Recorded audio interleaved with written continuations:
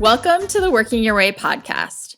I'm Sandhya Sudhakar, and I'm a coach, a facilitator, and a speaker, and now a podcast host. My mission is to cultivate a sense of belonging in the workplace by helping people show up more fully in their careers, but also to work with teams and organizations to create more inclusive cultures that really welcome and accept that in. On the podcast, I'm going to be talking to both leaders in the corporate world and people who have blazed a new trail in their careers. And we're going to trace their journey from when they felt like they couldn't be themselves at work to how they're showing up authentically in their careers now and how they're building those wildly successful careers by working in ways that work for them. We'll talk about how they've grown as humans and the things that have been most helpful to them along the way. And I hope that you can take away your own insights from each of their journeys. But also along the way, I will be providing tips and tools and tangible resources so that you can apply some of these learnings to your own career and working your way. So before we hear from these amazing guests, I'm going to share a little bit more about why I started this podcast and a little bit about my own career journey and how that's led me here. So thanks for being here, and here we go. Why did I start a podcast about authenticity at work? Largely, it's because it's really complicated.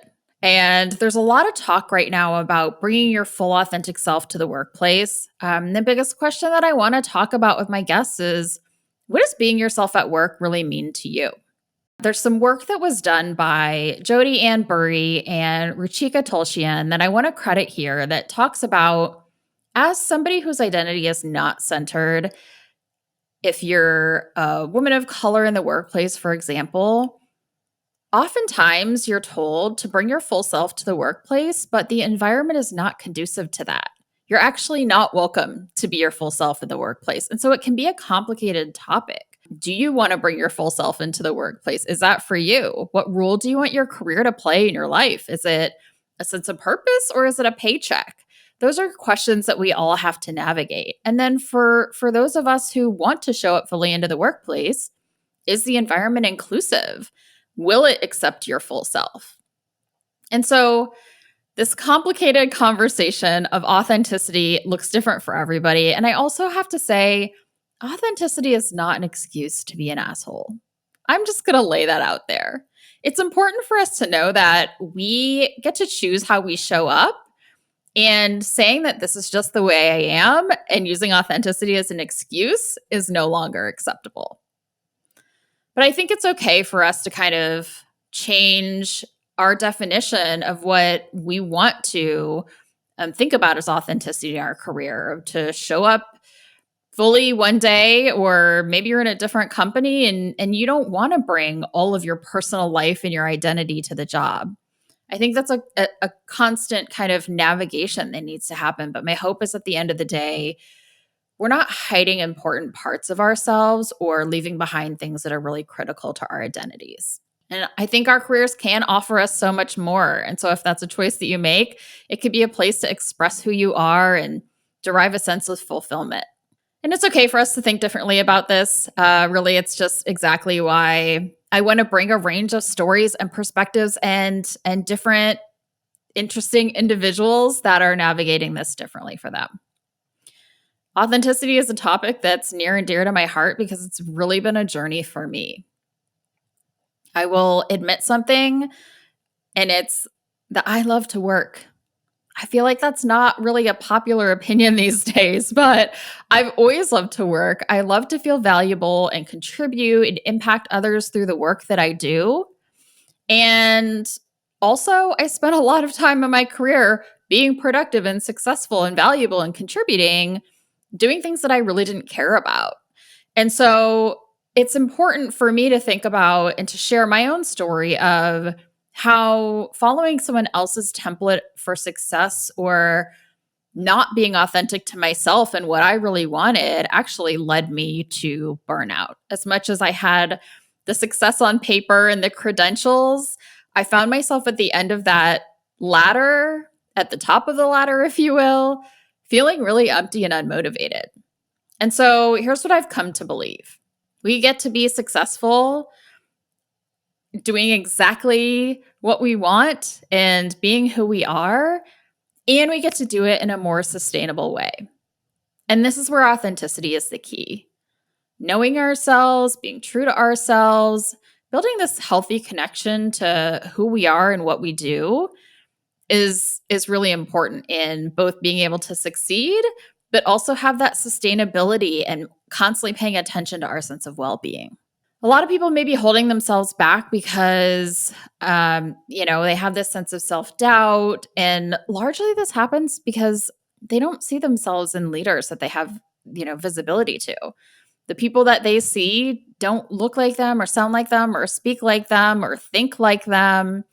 And so I want to highlight stories about people that you may not see in your everyday career and represent different identities and different industries. And I also want to take you back to a time in my guests' lives where they weren't where they are today and show how they came from there into what they're doing now and how they're thriving by bringing more of themselves into their careers. So you might be wondering what working your way means. And again, I think it's different to everybody, but I'll tell you what I think about as I navigate my own career.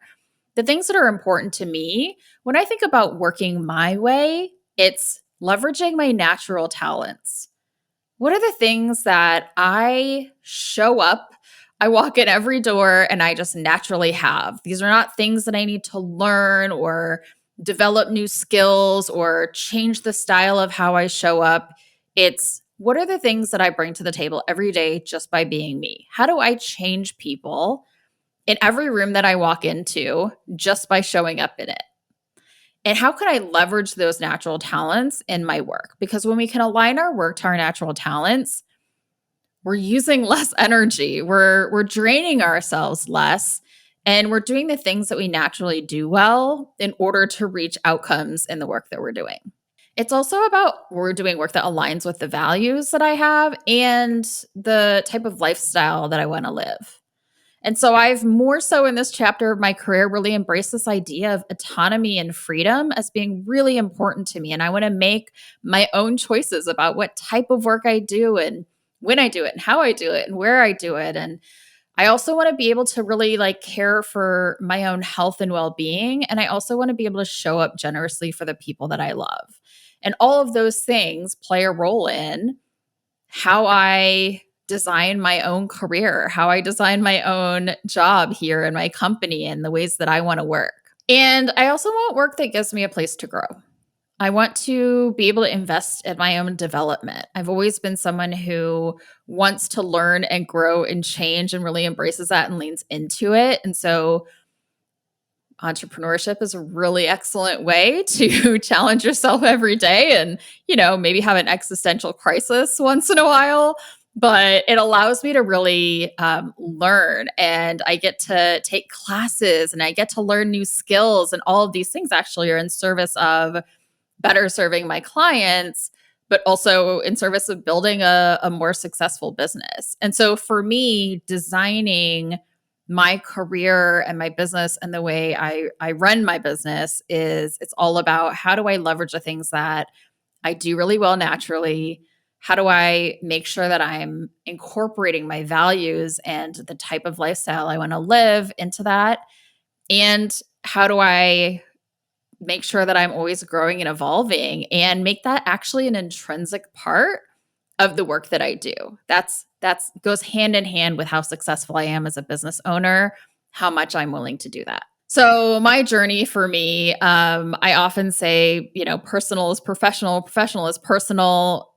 When it comes to hard skills, like maybe learning new code or learning a new system or something tactical, of course, we have to do those things at work. But I think a lot more of our professional development is really personal work. It's inner work, whatever you want to call it. But it's the things like I'm averse to conflict and I avoid it. And therefore, I don't want to speak up in a room where I feel like my opinion won't be valued or where it's going to create some chaos. And that type of thing isn't a work skill. It's not a professional development skill to learn and figure out how you can speak up for yourself. That's a personal thing. It's inner work. And so my inner work, I often think the inner work is reflected in our career journey. And for me, what it's looked like is really reconnecting with myself in terms of being clear on what I love, what I want, how I impact people inherently using those talents, like I had mentioned. Even this podcast is a step toward me showing up authentically in my career and showing it fully in my business. I love having conversations with people. I do it every day in my coaching sessions and my team sessions with my entrepreneur friends. And so taking that thing that I love to do and actually turning it and using it as something that I can impact more people is authentic to me. I also have really in my own personal life like done a lot of work on building a better relationship with my own emotions. I was always great with other people's emotions. I was there for them. I can hold space for them. I can show up and be nurturing and caring. But what I've come to learn along the way, and it hit this kind of peak moment where I quit my job and ended a relationship and went to Bali in 2019. This kind of epic crash moment that I felt unmotivated and just really disconnected from myself. It was from years and years and decades of ignoring my own emotional needs, being able to admit to myself that I feel angry about something or scared about something or sad about something or that I have emotional needs and I can ask people for help or I can ask them to be there for me. It's been a learning process for me. And I honestly didn't even really start it until my late 30s. And so that work in my personal life has played out in my work life as well. And interestingly, a lot of the work that I do with teams and leaders is helping them build a healthy relationship with their own emotions, helping them slow down, helping them recognize what's happening in their bodies. And then also really reshaping my relationship to work and my career. In the past, it was checking a lot of boxes and climbing the ladder and being successful at whatever it was that other people saw as successful. And now for me, it's really about being valuable and finding that sense of value in like who I am and not just what I do. And oh, by the way, I can use who I am to be successful in my business. And it feels like a much more easeful way, a sustainable way to success, if you will. So when I was really young, I was super independent. My parents would tell me stories about myself as a kid where I just wanted to do everything myself. And somewhere along the line, work really became this way that I could express my independence. I grew up as the daughter of immigrants, South Asian, Indian heritage. Growing up in Indiana, my family really always stressed education, like school, do your schoolwork, get good grades, and didn't actually put a lot of expectations on me about earning money or things like that. But I was always super independent. And I think I saw work as a way to really express my independence. So at like the age of 10 or 11, I started babysitting neighborhood kids. I went and got a little Red Cross babysitter certification and I'd watch the neighborhood kids for whatever, $10 an hour. It was probably $7 at the time. I don't even know how much I charged, but I would hang out and watch movies and it was a really good gig. And I was making like pretty decent money. And then when I was 14, all my friends went to detassel corn. And so I grew up in Indiana. This is a thing that people did. And you couldn't get a job at the like grocery store, like a legal job until I think 15 or 16. But you could start detasseling corn, I think at 13 or 14. And so I did this with my friends. And I remember I got my first paycheck and it was for one day of work. I think it was like $25 or something like that.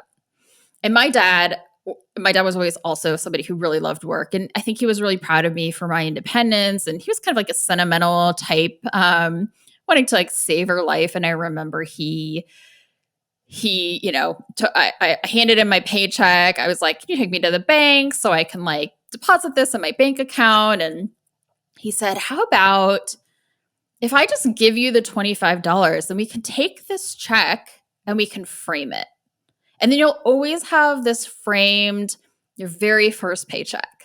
And I told him no, because to me, and I think a lot of kids might have been like, sure, whatever, like money's money. I'll take your money. I don't care where it comes from. But for me, I had this internal sense of like, no, I don't want your money. I want the money that I earned. Like that was my independence at play there, where I was like, I'm not just going to take your money. I actually want the money that I deserve from my paycheck, and I don't feel like I need to frame it. It's fine. So somewhere along the line, work kind of went from just this like expression of independence and doing the things that I really wanted to do to becoming some other things for me. And growing up in Indiana, being, one of the only brown kids in the town, I think I had this sense of constantly wanting to figure out how I could fit in, how I could belong, how I could have social acceptance. And that was something that I had this really fine-tuned radar for.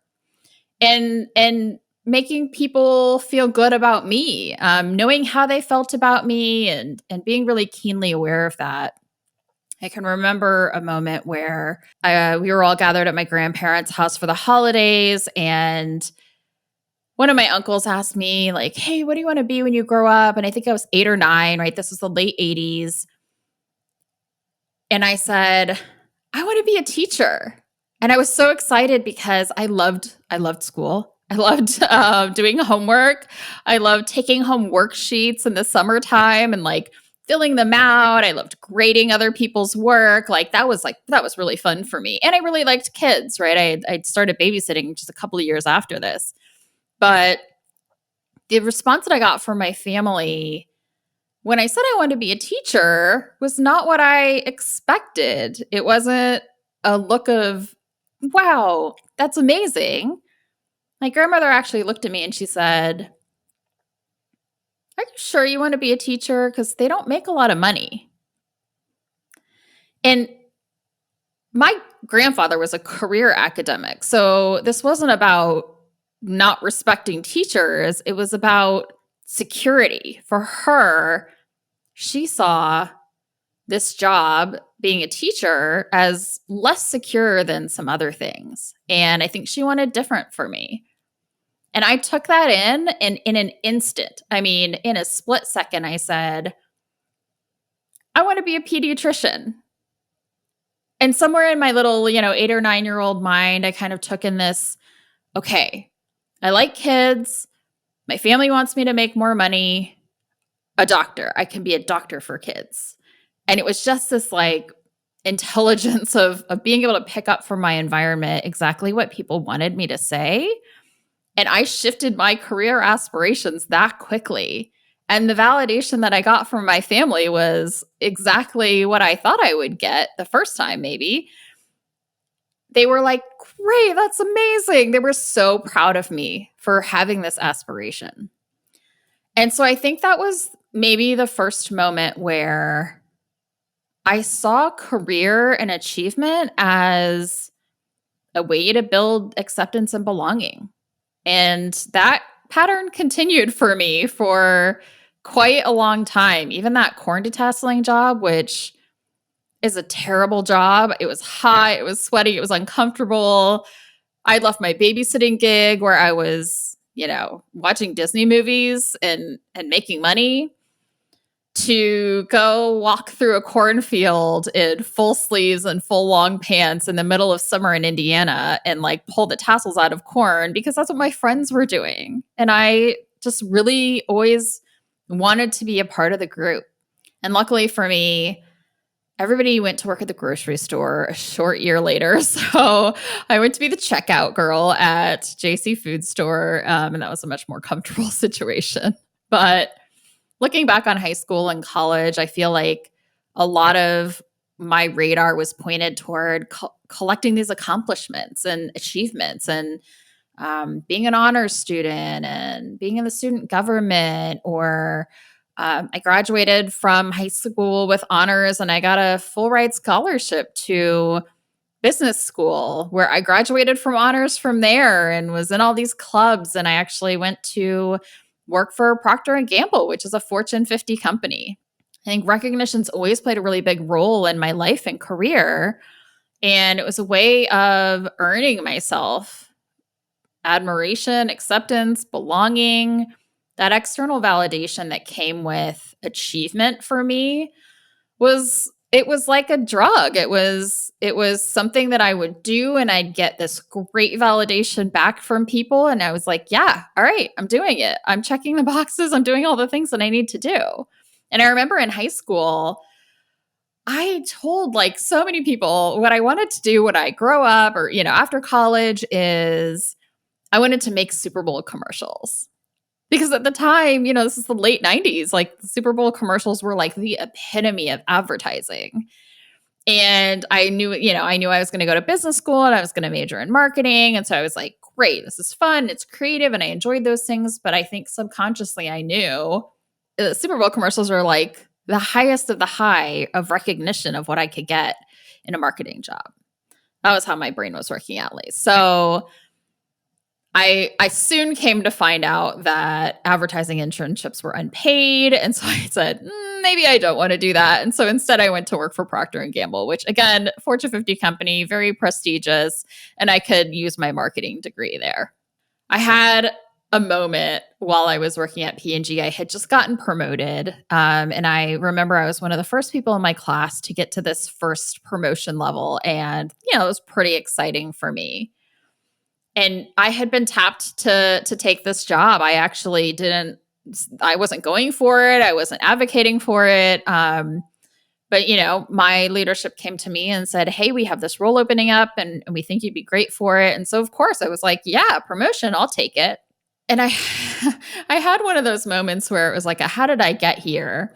I was sitting in a conference room in northern Minnesota at one of our big customers, big regional grocery customers. And it was like totally old boys club leadership of this company. In fact, the room was wood paneled and they had all around the heads of different animals that they had hunted. There were like full figurines of a lion in the corner or a bear, all these game hunting trophies that they had gone out and gotten for themselves were like adorning this room. And I was this 24, probably at the time, 24-year-old Indian woman from, I had moved there from Chicago and everyone else in the room was probably in their 40s and 50s. They were all white. And I just remember sitting there thinking, I felt so out of place. I'm looking around and I was just like, I have nothing in common with these people. But I had taken that promotion because I was like proud for it to be offered to me and I wanted to keep going and moving up the ladder. And so, the next 15 years or so are kind of had some really great moments in my career there and my subsequent career at a different industry. And I had some moments where I really felt like those kind of maybe rock bottom moments or like, how did I get here? What am I doing here? Do I even like this? And one kind of particular low that really led me to where I am now, I wasn't doing work that I was passionate about. I had gone through an acquisition. I'd gone through actually a couple of acquisitions, moving from consumer products into the hospitality industry, and our division got acquired. And I ended up working for, once again, leadership that looked, sounded, thought nothing like me, had some ethical challenges with this leadership. And I was doing this amazing work previous to the acquisition. It was really breakthrough and interesting and disruptive for the industry. And then when we all joined this new company, they really didn't want to do anything differently than the way things have been done before in the industry. And so I just felt like, I don't know, somebody had stuck a pin in my balloon of career happiness and like the air was leaking out very, very, very quickly.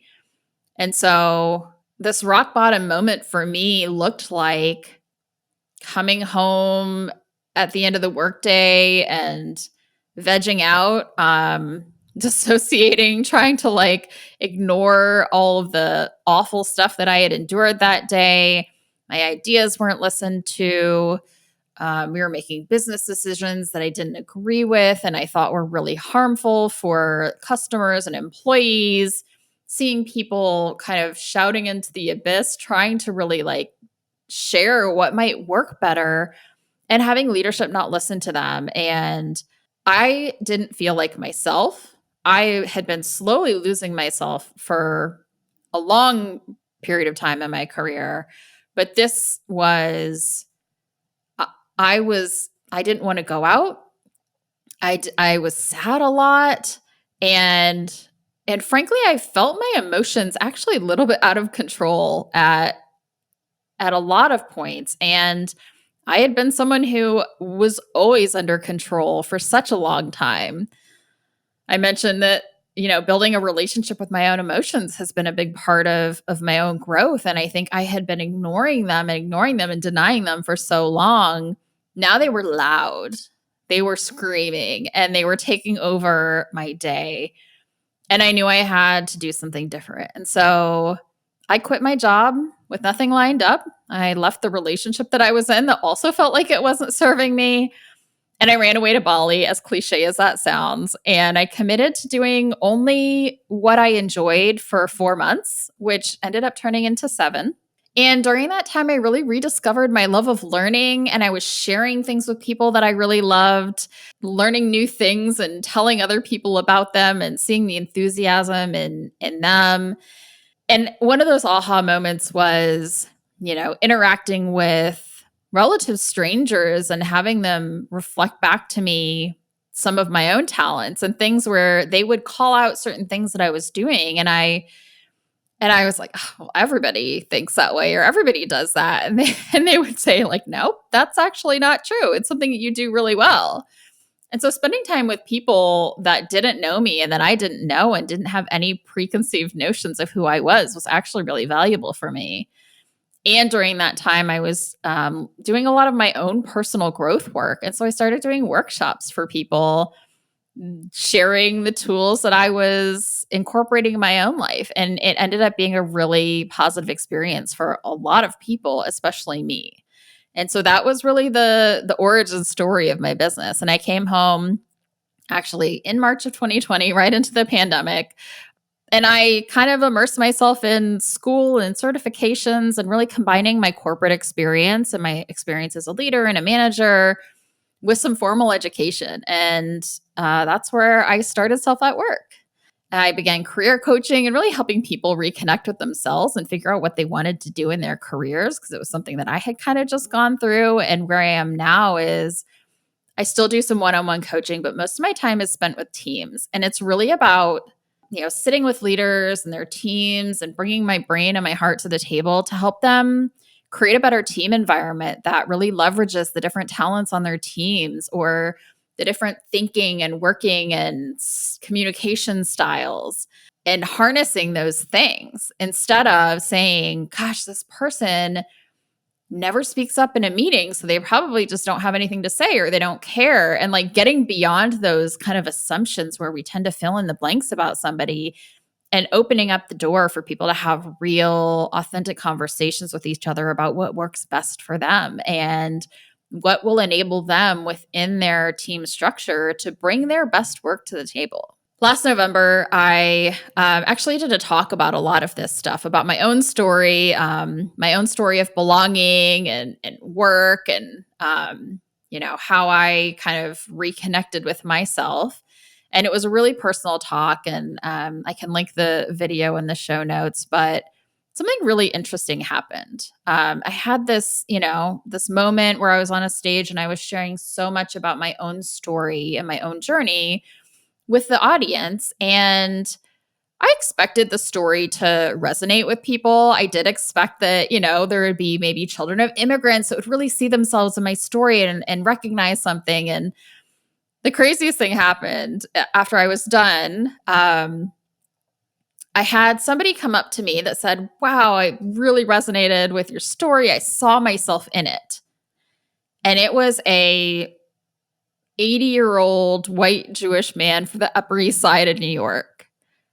Not at all the type of person that I thought would see themselves in my story. I thought I probably couldn't have been farther off from this man and his lived experience. And he shared with me just how similar our stories were.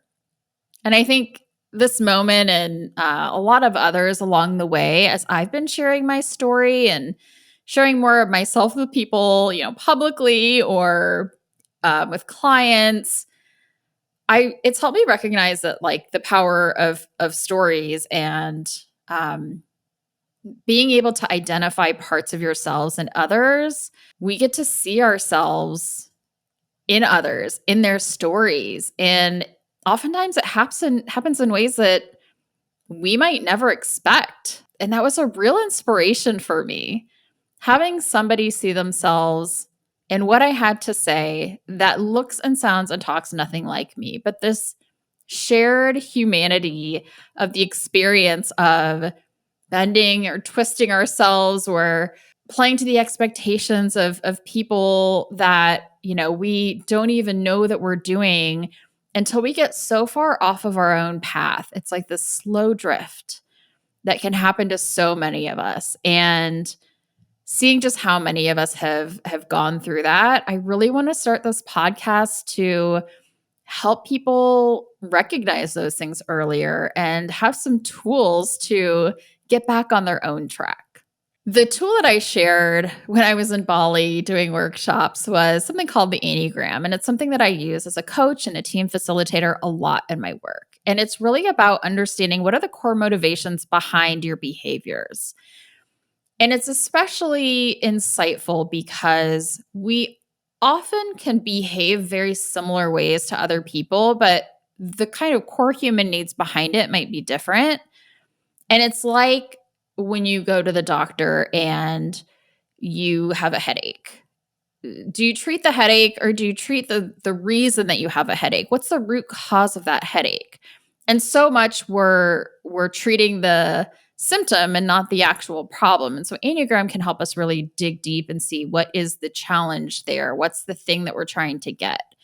And so for me, I'm sure you heard a lot of this in my story of, modeling my path off of other people's expectations and other people's definitions of success and how I was checking those boxes along the way, but they weren't my boxes that I wanted to check. And I never really stopped to ask myself if I wanted those things. And so recognizing in my own Enneagram type, just how mine is the type 3 that often makes themselves valuable and earns connection to other people through achievement, through being successful, through maintaining an image of success. And for me, recognizing that has been a huge part of like letting go of some of those things, redefining what success means for me, and really challenging and asking myself, like, is this my way of doing things, or is this what other people say, or is this the way that they say that I should do it?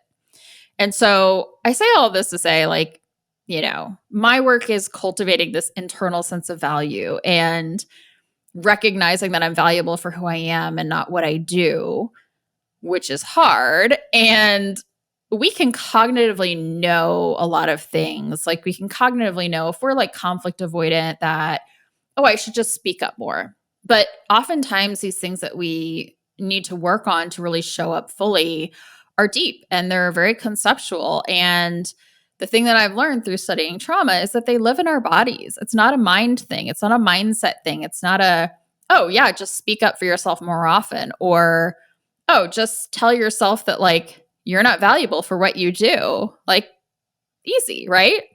But that's not the case because they do live deeply in us, that it's important for me, and it's been important for me in my journey as a coach and also for myself to like, what are the tools, to find the tools that can actually help us shift some of those things?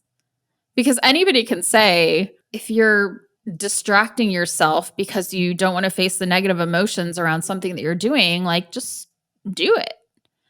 But recognizing why you might be distracting yourself, why are the negative emotions really difficult for you, and what are some tangible things you can put in place to really start to address that. That's the work that I love to do. And I think it's really important that we both recognize the deep conceptual stuff and we can say, okay, what do I go do about it? What are the tangible tools and practices that I can put in place in my life to start to shift this thing? And that's one of the reasons that not only do I want to share stories with you on this podcast, but I really want to share those tangible tools and resources and the things that you can actually go and put in place in your own career. And so the goal for this podcast is both inspiration and tangible action. And I really look forward to not only hearing these stories about other people's journeys, but I'll share my takeaways on how you can apply some of the things that they're talking about in your own life and career. And that could be prompts to reflect on. It could be podcasts or books or articles or practices that you can incorporate into your own day to day. And I really just love practical action. So taking that insight, turning it into action. And so as you listen, I would encourage you to think about, what does working your way mean to you? How do you want to bring yourself into your career? What does your ideal vision of working your way look like? And what can you do where you are right now? Because we know we can't all quit our jobs and design a career that is exactly what we want. I'm going to try my best to role model that is possible by making it happen for myself and then turning and helping other people do it. But in the meantime, what can you do from where you are right now to bring yourself a little bit more into your career and find that great marriage between success and sustainability? And so I hope you find a lot of value in listening to these episodes. I'm really looking forward to the amazing conversations that I get to have with the great guests that I'm going to have on. But I'm also really looking forward to being in conversation with you about what landed for you, what resonated, what did you take away, what questions do you have? Did I offer a tool that you just don't know what to go do with? And so I want to encourage you to share the conversations, share your own perspective, share the episodes with friends, have those conversations with colleagues and loved ones and mentors, and then come back and tell me, what did you discover? What do you still need help with? So before I go, I just want to say a huge thank you for being here with me along my journey to continue to work my way and show up authentically in my own career. And I can't wait to see where this journey takes us.